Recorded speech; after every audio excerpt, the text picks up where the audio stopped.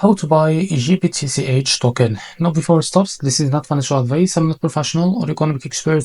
So before investing in any project that you find on my channel, please do your own research. And also, there is a referral code down in the description. You can get free money rewards on crypto with the best referral code. Simply goes below, fund your account and enjoy the benefits. Check them out in the description.